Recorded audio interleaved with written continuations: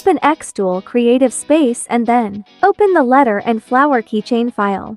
Each canvas is labeled with the letters that are located in it.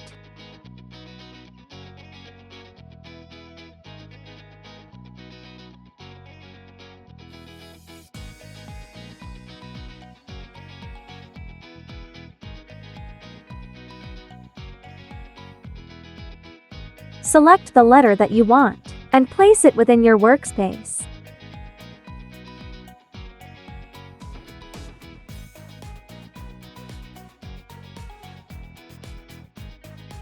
Select the cut layer and release the compound layer.